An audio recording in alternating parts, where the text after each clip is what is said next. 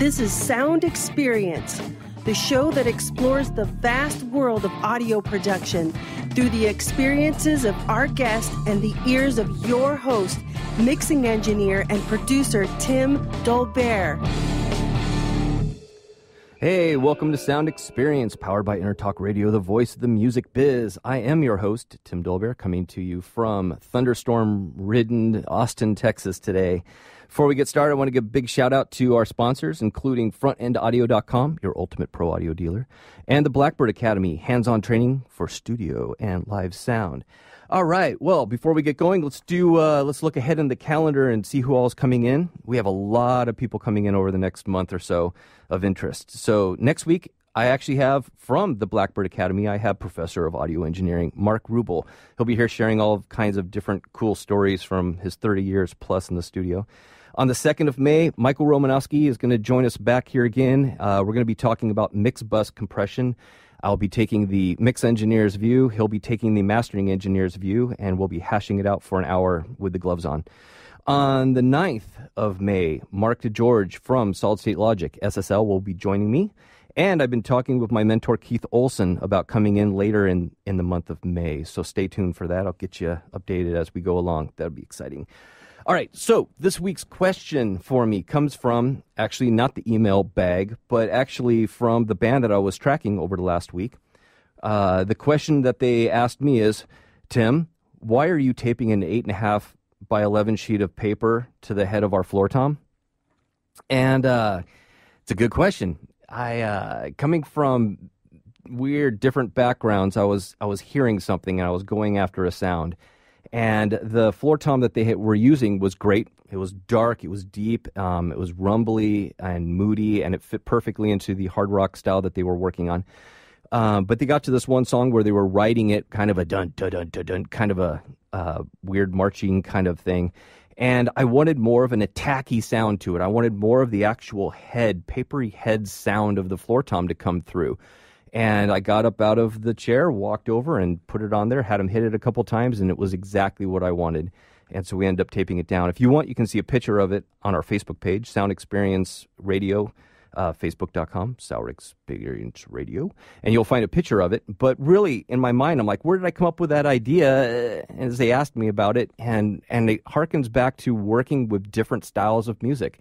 I have recorded Tejano bands, and they'll take a couple quarters and some paper and tape it to the kick drum head to get the kind of a smacky, jingly kind of tone to the kick drum sound. And so all these different weird experiences and pulling from these different styles and experiences is what this show is about. And this is exactly fitting for this show. So, okay, let's move forward. Also, if you have any questions or comments, always just email me. You can find me at timdolbear.com. or at, of course, Intertalk Radio. You'll find my show there and all the contact information, as well as all the previous shows. So, back in February, I was listening to a Keb Mo CD, or music on Spotify, and yes, I pay for the service. You should too, if you don't already, but you use it.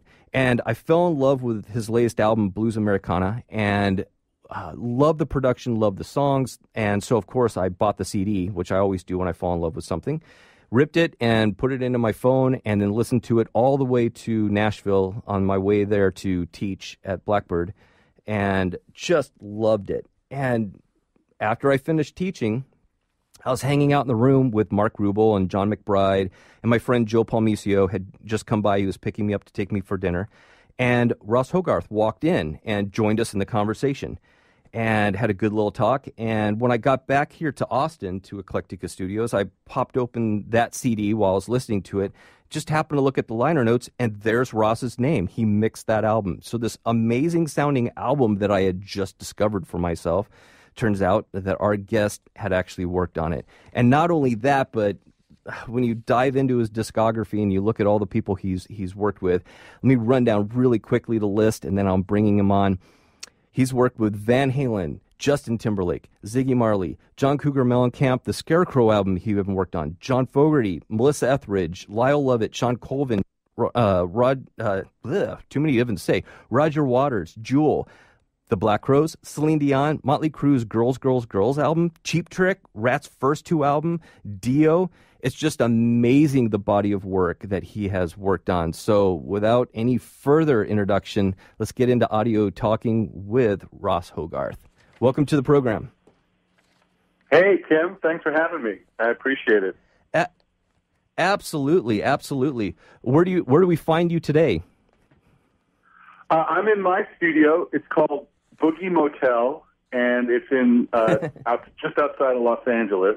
And it's my mix room where I basically mix most of the records that I'm making these days, such as what you mentioned, Blues Americana. And literally today finds me starting the mix on what will be Keb Mo's next record that'll come out next year, in the early part of the year. Wow, fantastic. I look forward to that. Well, tell us about your studio setup and what you use as far as your mix setup. Are you in the box, out of the box, hybrid? What's your process? I'm a hybrid studio. I love analog gear and I love plugins. I have basically I use a control surface and I mix my mix bus is completely analog.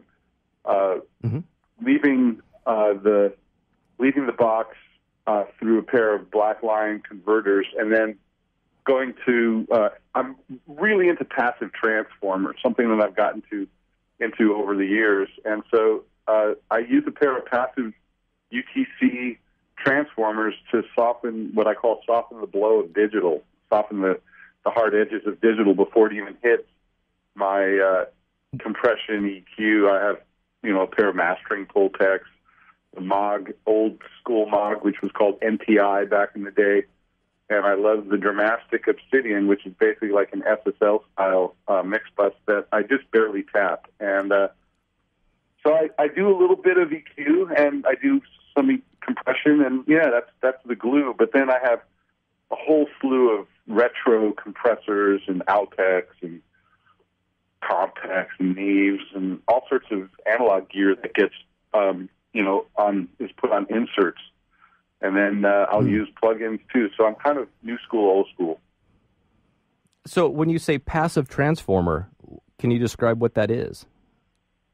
Well, yeah, a passive transformer is literally what would be on the like if you were going to go on the input of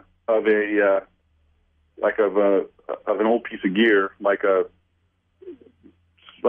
RCAs, UTCs. These are basically what's the transformer, the input transformer of old gear, and it's when people talk about iron and having iron, the sound of iron is the sound of that metal. So the warmth that a lot of people discuss when they discuss analog gear, the warmth is attributed to not like only specifically like say tubes, but to specifically the iron that is in line. And so a passive transformer is just a one-to-one transformer. It's and you can always wire them to kind of blow up and distort if you do 50 ohms, but basically 200 ohms to 200 ohms is a one-to-one, So in a sense, are you saying if you had an EQ that had a fantastic transformer, like a Great River or someone or a Pultec, you're basically keeping the EQ bypassed out, but the sound's still going through and getting that mojo and the harmonic distortions and that's the tone from the steel because it's still going through the transformers that are in the unit. Exactly. That's exactly it. Like a lot of people like to put, I say an API EQ. API EQs have a certain tone with no EQ. And part of that's the sound of the 2520 op amp. There's a certain harmonic distortion. And Neve going through a Neve module online without the EQ actually doing anything will actually bring a tone to your record, to whatever you're putting it through. So just like Pultecs and everything has a certain tone, and analog gear in general, the tone is inherent in the type of transformers used. In Telefunken gear, the transformers were called Molotkeys. In Fairchild, they were the UTCs. Obviously, RCA is RCA, and so forth. So I've gotten into a fair amount of playing around with these transformers and the tones that they have, and they tend to add a certain fatness and warmth that is attributed strictly to just going through them. And they also take off some of those rough edges of digital, because if you think of the ones in the zeros being a step ladder that's creating a sine wave, the transformer will smooth that curve into a smoother curve. Okay, I have less than a minute in this segment left. We got about 50 seconds. So you have a way of driving these, or you just have it in between units and the units are pushing them? Yeah, they don't need to be driven per se. There's nothing to drive. It's literally just a through. Okay. Interesting. Great. Well, in 30 seconds, can you tell me what your favorite transformer is as far as branding? Well, they all have a slight different color. The Molotkeys have a bit of a smiley curve, like you talk about loudness, or like a smiley curve, where the mids are a little less pushed. The UTCs tend to be a little flatter and have a nice punch. RCAs are pretty dark, and so dependent on what the information is, then each one of those might be come into play. Perfect. Okay. We'll jump right back into this after the ad. This is Sound Experience powered by Intertalk Radio, the voice of the music biz. We'll be right back.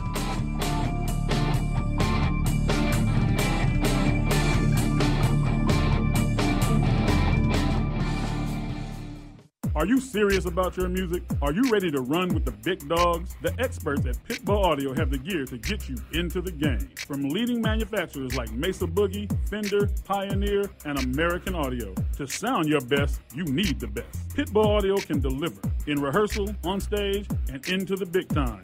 Dropping beats, shredding guitar, or making the crowd roar. Whatever you dream, Pitbull Audio can help make it happen. We are Pitbull Audio. We want you to play it loud. PitbullAudio.com. Thank you for listening to WS Radio. Improve your business and your life with useful information from experts and thought leaders. WS Radio is radio with ROI. The richness of your life is reflected in the shimmering elegance found at Diolune Design. One-of-a-kind jewelry and pieces from Cynthia Dillon in silver and gold help to express your unique personality. The flowing designs of her creations will empower the way you move throughout your day. Join us online at DIOLUNdesigns.com.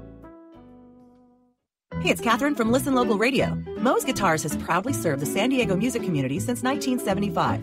Specializing in guitars, basses, mandolins, banjos, and ukuleles, they buy, sell, trade, and consign. If you're looking for lessons, repairs, accessories, and cool gear, you found the right place. Located in downtown La Mesa Village, stop by and check out their digs or visit moesguitars.com or their Facebook page. mozeguitars.com, 619-698-1185. In the military, things can change in an instant. The Navy Mutual Aid Association, we understand because it's our life too. That's why our dedication to serving the life insurance needs of our military veterans and their families is unrivaled. Navy Mutual offers superior life insurance protection without military service restrictions and limitations. A single focus on providing the peace of mind military families are looking for. That's what we do. Navy Mutual, insuring those who serve. Call 800-628-6011 or go to NavyMutual.org. Hi, this is Rob Barnett, CEO and founder of VinVillage.com and the Wine and Dine Show on Vin Village Radio. Do you have a wine, event, product, or service to promote? Then contact VinVillage.com to reach thousands of wine lovers across the country. Vin Village connects like-minded wine enthusiasts with unique and exclusive wines, events, products, and services. To learn more, contact us on VinVillage.com. Vin Village is where wine lovers connect. Hi, this is Rob Barnett, VinVillage.com, where wine lovers connect. Be sure to tune in weekly to Vin Village Radio for exclusive, in-depth interviews with the who's who in wine and food.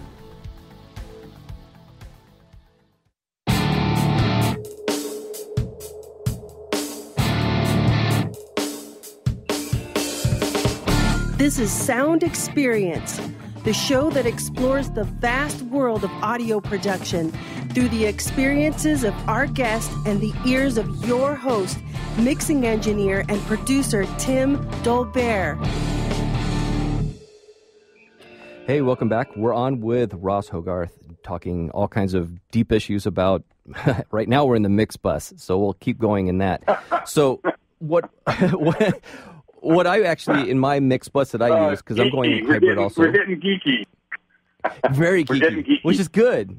We're getting good. We actually had someone comment that we spent too much time talking about the city of San Francisco, so I wanted to make sure we stay very geeky and what the show's about. So one of the mix bus that I use in my system is I come out analog through my Tech D2A into a Great River stereo EQ, into a Mastering Edition Manley variable mu, and then back in. And I do this because, and I know your answer may be the same, but I'm hoping maybe you might actually have some other experiences with it. I've tried so many plugins, and I've used plugins on my mix bus forever, trying to get a specific sound or tone and working on it and layering, and nothing compares to the actual real hardware units of this quality that I've found plugin-wise. How's your experience been with that? Yeah, I have the same experience. I have to admit that of all the things plugin-wise that seem not to deliver for me, compression tends to be the weak link. EQ is something, you can always dial in an EQ. I find that some of the emulations are actually pretty good.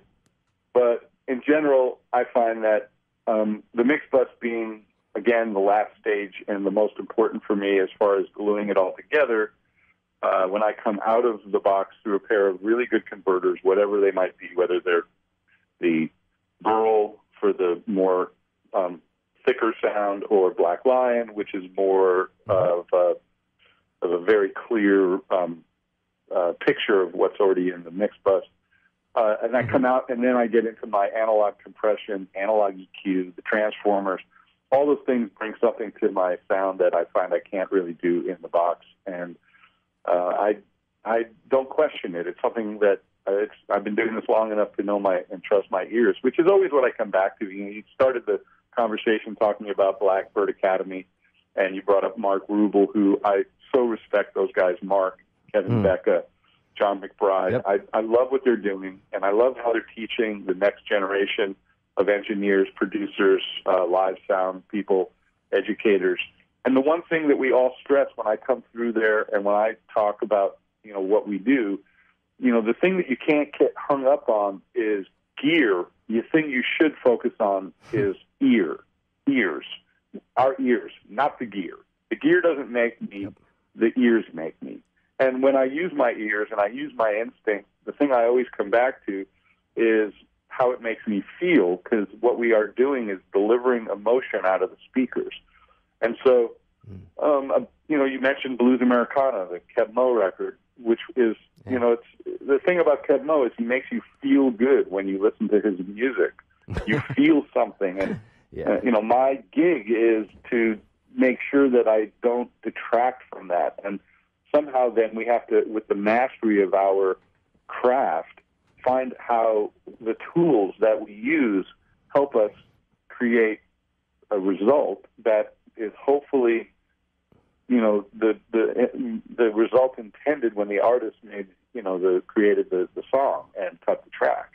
So as a mix engineer, I've just found that compression is the one thing in the box that doesn't really hold up.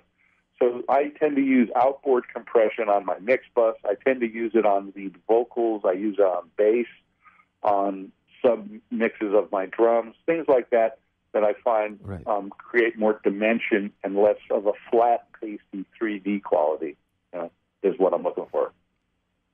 Absolutely. I find that the more, when I'm working in the box, it turns into a video game. When I'm working with outboard gear, I'm actually going off of it's all about the song at that point. Very much so. And that's really, for people who are listening to us talk, the thing not to get hung up on is the gear, even though that's something that we talk about, but we talk about it with a result intended, not just for the sake of, some somewhat masturbatory use of gear where I love to put my hands on this gear. It feels really good or whatever. It's like, if it doesn't create the result intended, then try something else and don't get hung up on just doing it one way every time. Like you were mentioning in the beginning of this segment, you were talking about the drum sound that you were going for with the piece of paper. Just, not to jump off tangent, but just last week I was recording a young drummer who was not very even with her kick drum. She was sometimes hitting too hard, sometimes not hard enough, and I found that the attack that she had when she was really hitting was over the top, and then sometimes she wouldn't hit hard enough. So what I did is I actually wrapped a towel around the beater to actually fatten up the beater so it had more surface area and was not as strident when she hit as hard, and gave her actually more of a governor in some weird way. It like decreased the amount of attack enough so that if she didn't hit real hard, it was still thumpy, and when she hit really hard, it wasn't super attacky. And those are the kind of things that we're going for, is like trying to create a result is kind of the most important thing, really. I mean, and not resorting to just, I'll trigger it. I'll just do sound replacement later. Yeah. Or yes, exactly. I mean, those are that sometimes is the only thing you can do when you're given something. But when you're actually the recording engineer and the mixer, you're hopefully recording drums that can be mixed. And one of the things I wanted to get into talking to you about was tracking drums. So let's move that direction if that's okay. I'd love to know your take on overhead placement. So for me, overheads are not cymbal mics. Overheads are a drum pair. Overheads are a picture of the drum kit. So I tend to like actually 3 mics on the overheads. I tend to use a space pair measured from the snare drum and somewhere over the left side of the kit, which will be capturing the crash cymbal. I mean, we're talking about a right-handed drummer, but, just taking into account it's a right-handed drummer. And so it's capturing some of the tom, some of the snare, some of whatever's happening on the left side of the kit. On the right side of the kit, you've got floor tom, whatever, and a ride cymbal and a crash cymbal over there. And so that mic is, again, measured from the snare drum because I want my snare in the middle of the image, and I also want the distance to be the same distance to give me the best shot of phase for the kit, because of the relationship should be similar from the left to the right. Then I love a ribbon mic over the top for a center overhead mic, and a Coles or a Royer, and I like that concept of a figure 8 grabbing some of the ceiling if the ceiling if above the kit has a sound. And that sound of the mono kit is also great for monoing out a drum kit if you just want mono drums and not the stereo left and right. And it tends to capture the whole kit if it's just in the center of the kit. It's kind of what the drummer's hearing.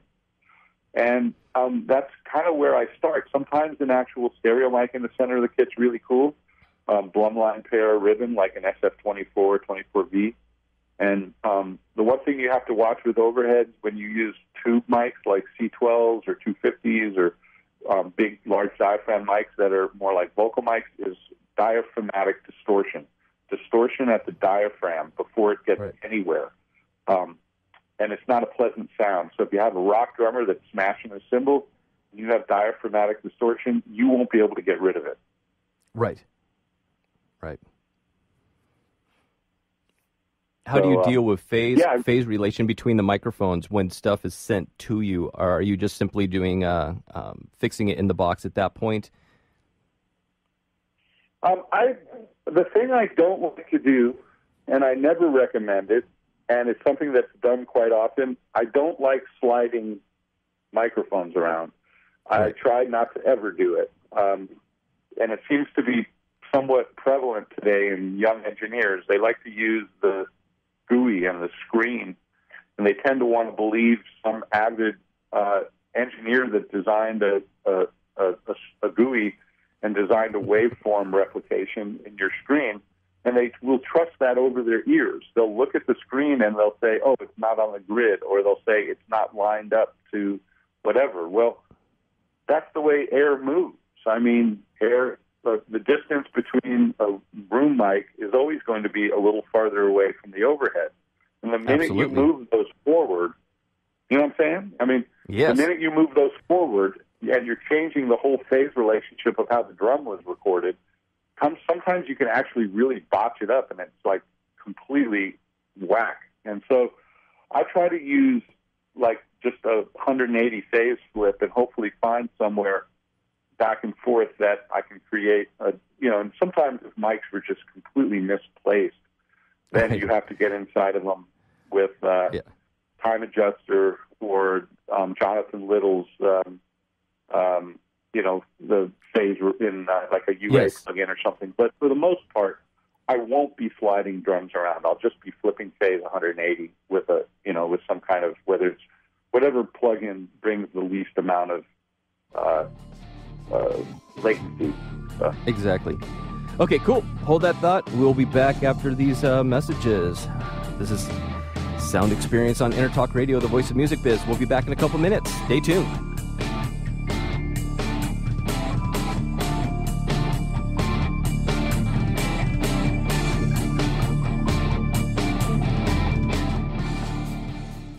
Are you serious about your music? Are you ready to run with the big dogs? The experts at Pitbull Audio have the gear to get you into the game. From leading manufacturers like Mesa Boogie, Fender, Pioneer, and American Audio. To sound your best, you need the best. Pitbull Audio can deliver in rehearsal, on stage, and into the big time.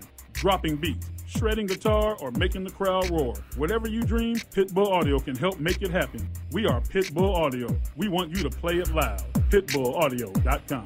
On the internet, your business's reputation can be unjustly destroyed in an instant. Don't wait for that to happen. Building and marketing your 5-star reputation can increase your business by as much as 19%. Take control of your reputation and have the 5-star reputation you deserve with Reputation Marketing Solutions by DSI Development. Become the go-to company by visiting 5starrepmarketing.com. The number 5starrepmarketing.com. Has your business been appified? Are you tired of doing marketing that doesn't deliver results? Mobile apps build loyalty and quality retention. Your app from UPG Mobile puts your business on their mind and at their fingertips. UPG Mobile will give you a custom app highlighting how you are unique, targeting your message, and improving your open rates. Appify your business and amplify your presence with your customers at upgmobilemarketinggroup.com. One person has the power to change the world, impact millions of lives, and leave a legacy for lifetimes to come. That person is you. In the New York Times bestseller, What is Your What?, Steve Olsher, award-winning author and founder of the Reinvention Workshop, reveals his proven process that has helped thousands of men and women discover, share, and monetize the one thing they were born to do. Grab your free copy now at www.whatisyourwhat.com/free. That's www.whatisyourwhat.com/free. Take a break from politics. Tune in and learn something. WS Radio shows are worth your time and are filled with tips and advice. Add us to your lunch routine, and we'll give you a meal for your mind. This is Bill Gruber with BizVid Communications, a Southern California video production leader. We've been honored to sponsor, produce, write, and host many of the fine programs on WS Radio over the years. So we understand how important the internet and your website exposure are. As video producers, we know the tricks and secrets to incorporate video to increase your search engine optimization and business success. Visit bizvidcommunications.com to see what we can do for you. BIZVID communications.com.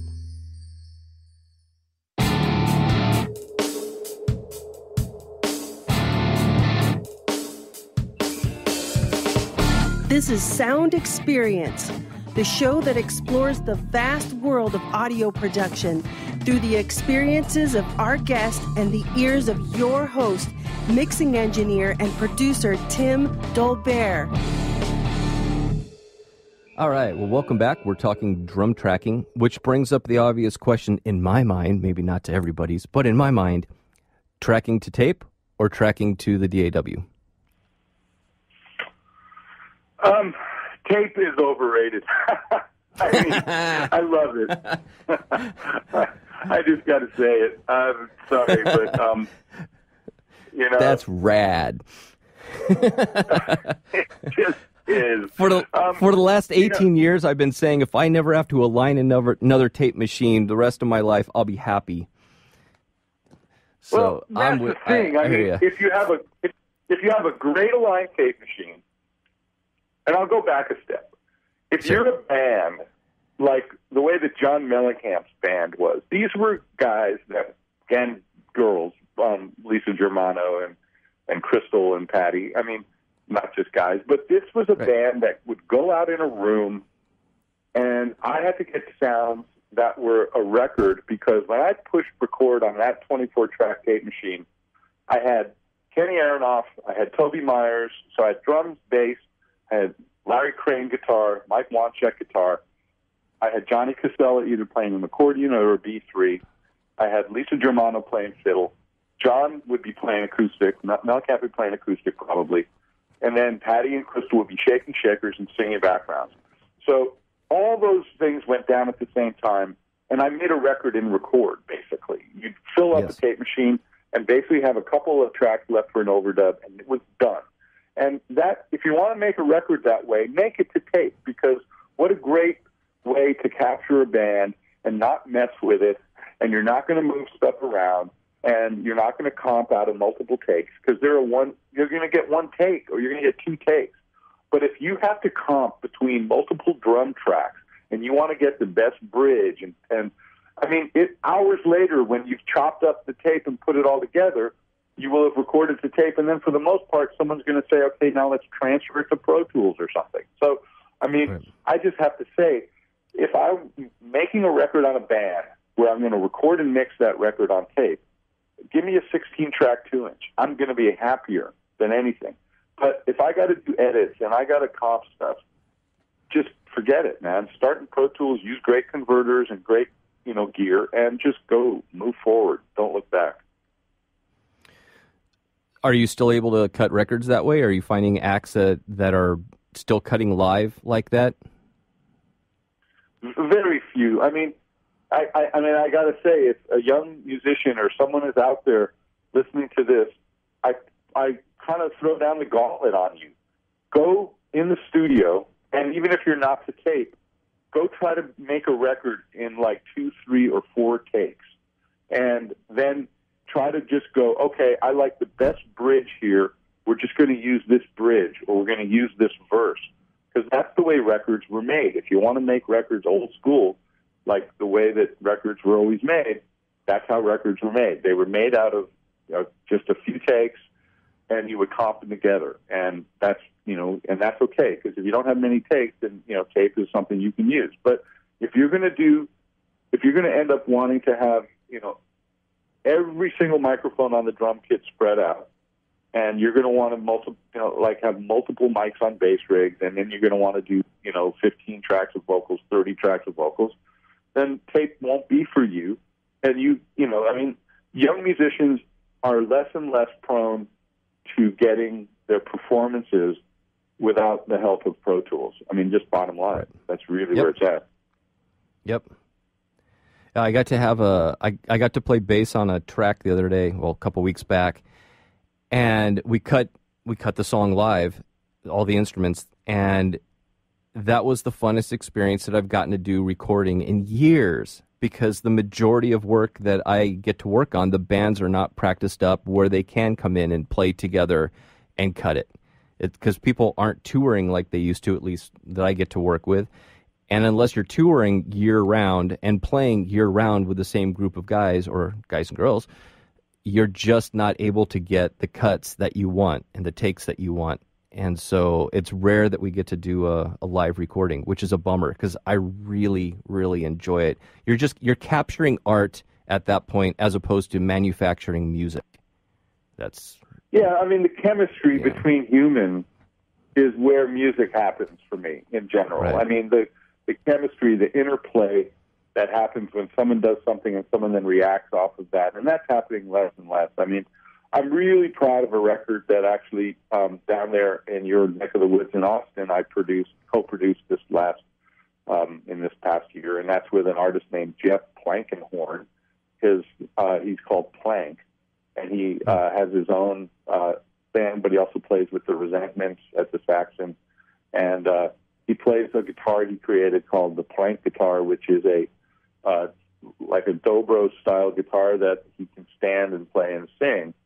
And I made his record in this past year, and the band that he has with Yogi and Brandon Temple and Scrappy, and then I brought in some of my people, to put some, actual finishing touches. But I'm really proud of this record because of the way it feels like it was made. It sounds like it was made in a room. It feels like it was made in a room, and it was made in a room. That record's called Soul Slide, and it's Jeff Plankenhorn, and you might want to check it out. I think it's pretty cool, pretty honest. That's cool. Is that the one that you were working down in Cedar Creek, or is that a different project yet? No, I'm not yet down in Cedar Creek.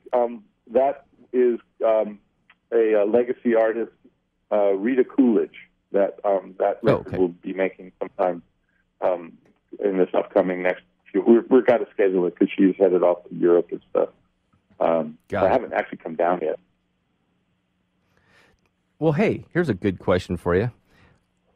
What's your dream setup to work on then? We'll say for recording. Yeah, for recording and such. What do you prefer? Do you prefer cutting to tape? Do you prefer being able to have all of the extra stuff? Do you prefer having a console? Do you prefer having a rack of different outboard gear instead for preamps? What's really the dream setup that you like? If you're going to say dream, the first thing that comes to mind is any room that has a sound. I just love the capturing of music in a space, whatever that space is, that has a personality and a sound.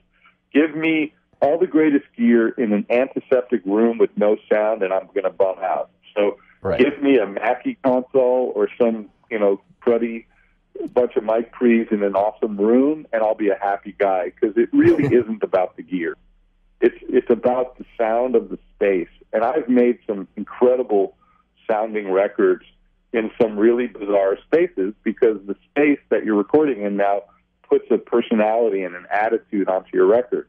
Now, there happen to be some just amazing studios that still exist around the world that, I've had the fortune to work in some of them, and some of them I haven't been to yet. I would love to basically, one of the records that is a really cool record that we made way back when I was still coming up as a techie kind of engineer was made in Ghana with Mick Fleetwood in Africa. So, I love recording anywhere that is not traditional, and also, if it's going to be traditional, be in a space that has a real, like, you can hear the room, and the room is something that you want to capture. So it's really not about the gear, but I do think that we've gotten too caught up with individual preamps and all this individual stuff, because most records back in the day that we love were all made on specific consoles, whether it was a Neve, an API, a UA, a Trident A range, Trident ADB. Many records I've made were on ADBs, where you wouldn't even think about outboard mic pre's. You just sort of, all the mics come up on a console, you push up the faders, you watch the tape machine, the meters move, and you go to town. So I think we've gotten too caught up in, I want this preamp on this snare and this preamp on this set of... it becomes so sort of random, and it becomes less congealed and less gelled together, because you don't have the sound of one console basically kind of imprinting its sound on your record. So I tend to like to be on a console. Give me a really good Neve, API, Trident A range, Trident ADB. I'm happy. Give me a console. less patch cords, less technology. Do you do tracking at your place, or do you track outside? I do track outside. Actually, my living room, I'm a drummer and a guitar player, multi-stringed player, but I do have a drum kit in my living room that my older son, who has played drums, he's at college now, but the drum kit is still there, and I love playing drums. And I've actually pulled, a snake in and mic'd the drums in my living room, cool vaulted ceiling. But I tend not to track here except for vocals, guitar, bass, sort of the more smaller. I made a deal with my wife and my family that my house is not going to become overrun with musicians. So that's kind of the deal. And, the infrastructure of a studio is really important, too. Your headphone mix. Oh, my gosh. Yes.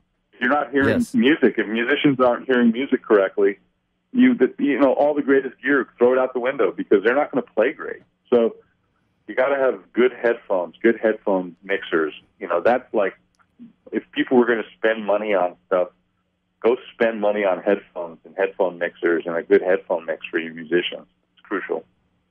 Great. Let's actually pick that up when we come back from this break that's happening right now, because I have a couple questions. That leads me down another rabbit hole. So we have a break. We'll be right back. This is Sound Experience powered by Intertalk Radio, your voice of the music biz. Be right back.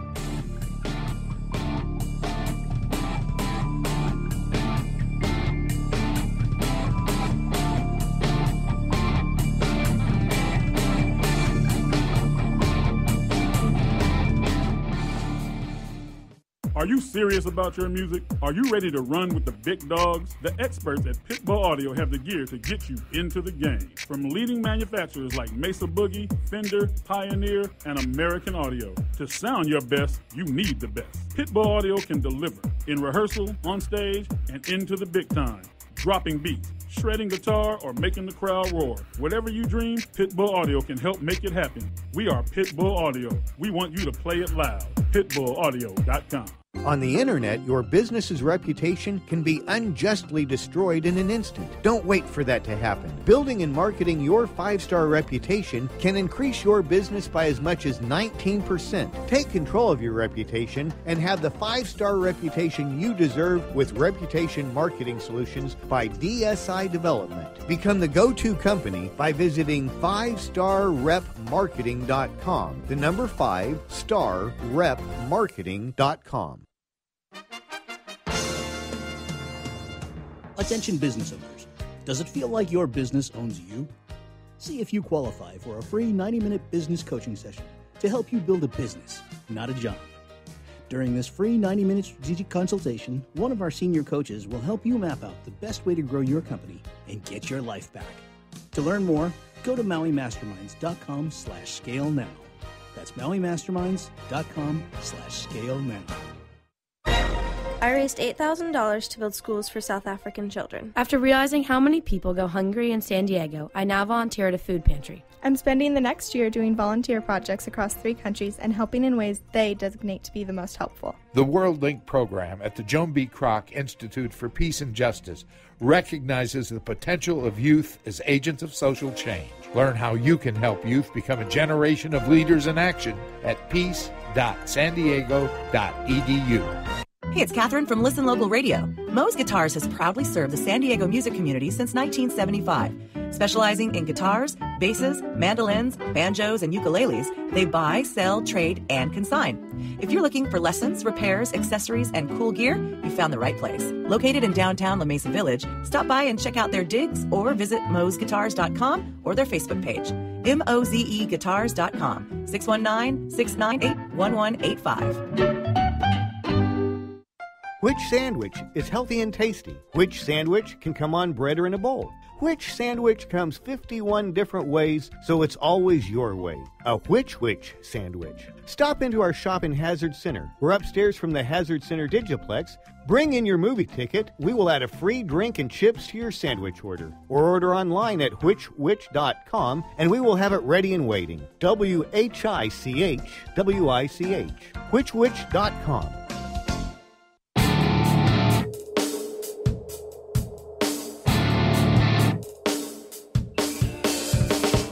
This is Sound Experience, the show that explores the vast world of audio production through the experiences of our guest and the ears of your host, mixing engineer and producer Tim Dolbear. Okay, so we had a monitoring setup in here at Eclectica Studios where you could mix yourself and change the elements. Whoever was tracking in the live room had a mixer and that type of setup where they could change everything. More me button, they could change the mix and such. Prior to that, I was always doing the mixes from the monitoring board in the control room, and then later on through Total Mix and such. But I noticed as soon as we switched over to a system where the musicians all had their own mixes that they could do to themselves, as opposed to just a volume knob for their headphone feed, I was getting bad timing. I was getting singers singing sharp and flat, and everything just kind of fell apart. And I quickly remembered, well, okay, if a singer's intonation is sharp the entire time, that means they're hearing themselves too much or too little. And you can dial in the monitoring yourself to actually bring them back into intonation, just little bits of changes. But you can't do that when they have control and they're cranking it and doing such. And so I stripped all of that back out, and I just made a volume knob. Here, your volume knob is this, and you let me know what you need different, and I'm controlling it from the control room. And as soon as I did that, performances all came right back into in tune, in time, that sort of thing. Any experience you want to shed on that? Well, I can totally get that, and that comes, that's whether you're dealing with experience or inexperience. Correct. If you're dealing with inexperienced musicians, then you have to absolutely monitor what they're monitoring and know what they're monitoring. And I totally get that, and I totally agree.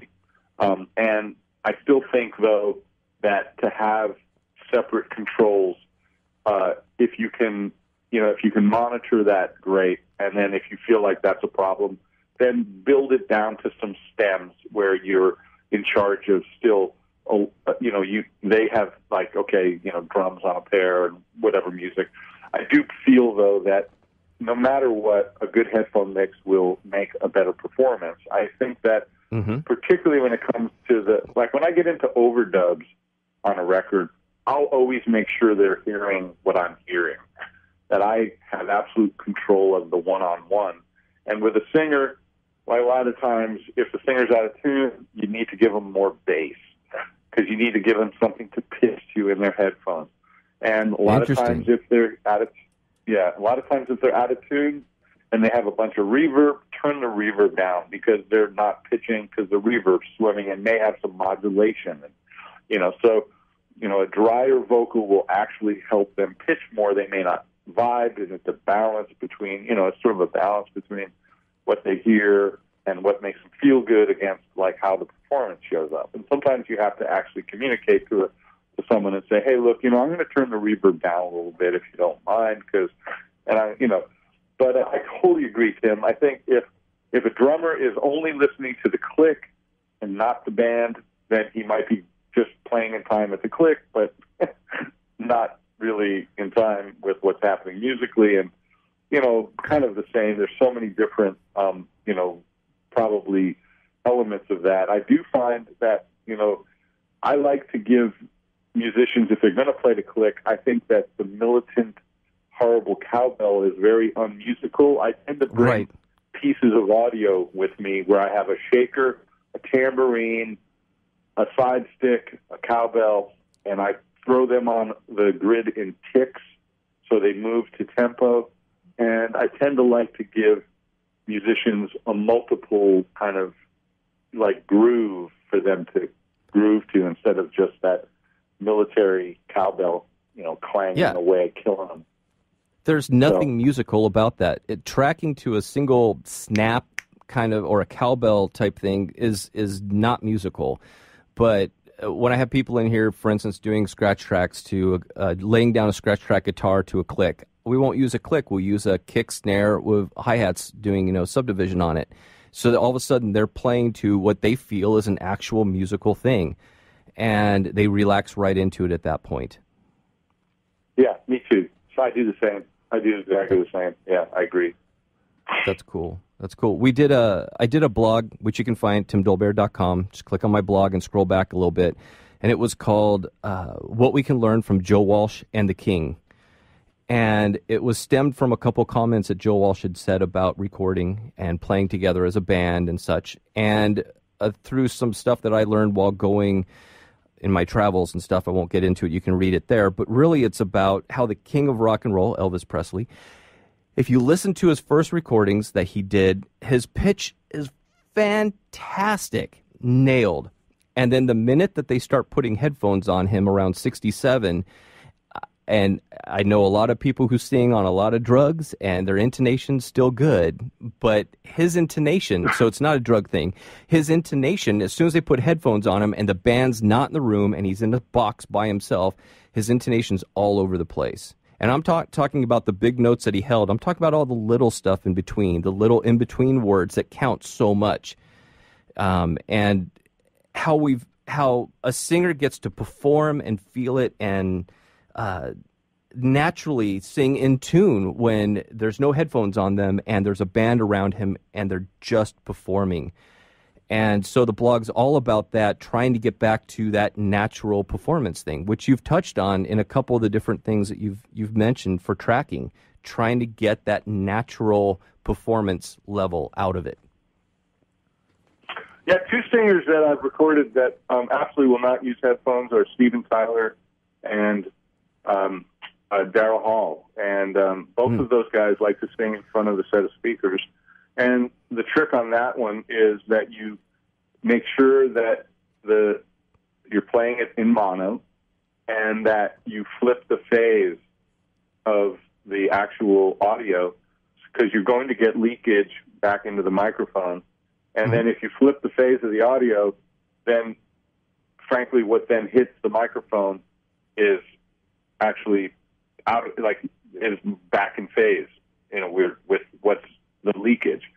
So it's a trick that you'll do if you're using like a set of NS10s in front of a singer because they don't want to use headphones. Actually flop the phase of the audio that's coming out of the speakers, and you'll have more of a chance of getting the leakage in phase. And yeah, a lot of singers just don't like headphones. They sing better without headphones. And the minute you put headphones on, that's why you always try to make sure that they have like one ear, and they have a headphone off, or they're hearing some of their real, their voice in the room. And going back to the click thing too. Yeah, go ahead. Sorry. No, go ahead. I was just going to say just quickly about click. A lot of times with click, I also EQ the click. I put an EQ on the back end of the click so I can dull it so there's less leakage, and also so it's less offensive. You sort of try to make it as unoffensive as possible, But right. Yeah, there's that. All this stuff is the trick and the alchemy, and the trying to get that magic to happen in a like the microscope comes out in the studio. It definitely does, and it can be daunting to even the most schooled pro. Where they start to become self-conscious, and you get less of what they do naturally. Correct. All right. We have less than a minute left. I want to thank you so much for coming on here and just sharing with us, sharing your experience. Well, thank you. I appreciate it, and I really believe that experience is to be experienced. You have to go out and you have to try things. You have to be willing to try stuff. You have to be willing to make mistakes, and you have to be willing to be in the moment and change in the moment if it's not working, and try to grab from things that you hear on shows like this. And I believe in it. I believe in this as the next level of mentoring that's happening out in the world today. Very cool. Well, thank you so much for being on the show. All right. That's it for this time. Check out our website. Check out timdolbear.com. Check out intertalkradio.com. And drop us an email or a line. We look forward to hearing from you, and we will see you or hear you or speak at you next time. Now, go make some music. Are you serious about your music? Are you ready to run with the big dogs? The experts at Pitbull Audio have the gear to get you into the game. From leading manufacturers like Mesa Boogie, Fender, Pioneer, and American Audio. To sound your best, you need the best. Pitbull Audio can deliver in rehearsal, on stage, and into the big time. Dropping beats, shredding guitar, or making the crowd roar. Whatever you dream, Pitbull Audio can help make it happen. We are Pitbull Audio. We want you to play it loud. PitbullAudio.com. Progressive Medical. Hey, this is Heidi Rue, and you know, Progressive Medical Center has literally changed my life and my health, but I'm not the only one. Adele suffered from bone deterioration, bone overgrowth, profound muscle discomfort, physical exhaustion, and mental fog. In fact, the bone deterioration becomes so serious that she had to have back surgery. Well, after the surgery, she still didn't feel well, and so that's when she heard about Progressive Medical Center. Progressive Medical Center discovered that her adrenals weren't working properly, her hormones were out of whack, and the drugs she had been taking were doing more harm than good. Adele came into Progressive Medical Center in a walker, physically and mentally exhausted. But now she's a world traveler. She hikes and walks several miles a day, and it's all thanks to Progressive Medical Center. 770-676-6000. 770-676-6000. Progressive Medical. This is your life. Live it well. Take a break from politics. Tune in and learn something. WS Radio shows are worth your time and are filled with tips and advice. Add us to your lunch routine, and we'll give you a meal for your mind. Do you want to be a professional coach? Are you in business trying to make a real difference with people you manage or work with? Have you started a coaching practice that isn't quite getting off the ground? Get the skills you need to be a successful coach today with the Coaches Training Program from Accomplishment Coaching. The Coaches Training Program will show you how to help others focus and be more fulfilled. Whether you want to improve your company's bottom line or create a thriving coaching practice, Accomplishment Coaching can give you the distinctions and practices you need to coach others effectively today. Accomplishment Coaching has spent 6 years developing a cutting-edge coaches training program that will have you ready to coach people professionally in just 12 months, and you don't have to take time off work to do it. To find out more about the Coaches Training Program, just call 1-888-548-6813. That's 1-888-548-6813. Hi, this is Rob Barnett, VinVillage.com, where wine lovers connect. Be sure to tune in weekly to Vin Village Radio for exclusive, in-depth interviews with the who's who in wine and food.